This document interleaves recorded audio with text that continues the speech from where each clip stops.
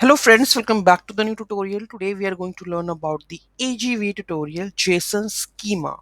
So what is AJV? That is another JSON schema validator. It validates the plain JavaScript objects against the JSON schema. Why people use AJV?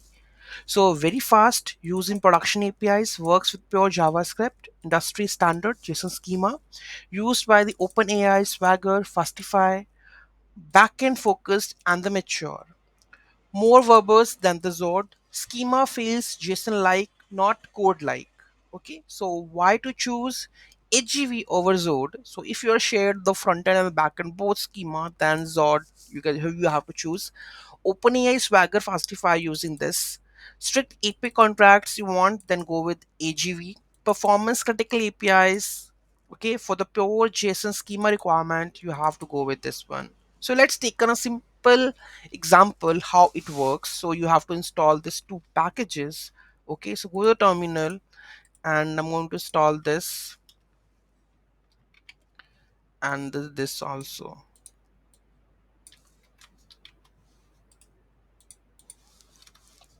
Okay, after this we have to create a new file named validator where we are going to validate that one. Okay, so let's open the code base also over here,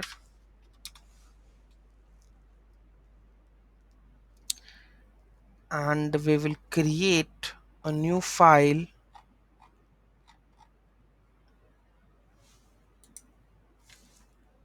I think index.js file should be there. Yes, it's there. So we have to create a new file like validator. Here we have to add the simple lines of code. Okay, so here we go with this one. Require AGV formats, show all the validation errors, less noisy in the JS project, sticks false. So add formats, okay, AGV, and then export that one. Okay, the second step that we have to create the schema. So in the schemas we are going to create the user schema. Okay, so here we go with our folder schemas, and in the schema we have to create user.schema. Okay, so what's the JSON schema is?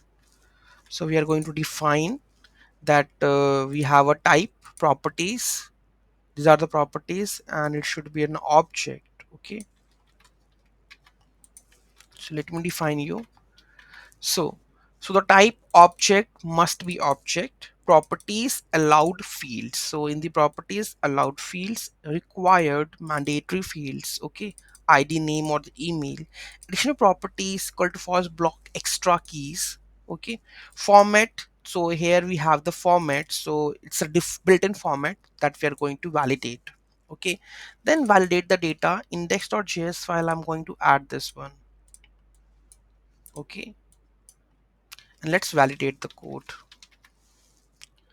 So in the index.js, where it is, okay,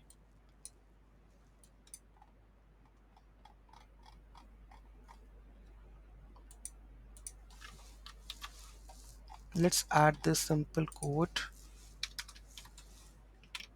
Okay, and let's run this node index.js. Okay, reference require is not yes, you can go with your packet.json and type module we have to add. Okay, so let's go and change it packet.json. I think type is module is there, but they want to change me. If require is not defined in ACE module, so you can use the import instead. The file treated as ACE module. It has .js file extension. Packet.json contains type module. Treat it as a common JS. Rename it to the .csh file extension because the version of the Node.js is something different. Okay, there is again one more type, I guess. Module. No, no, no. What was that?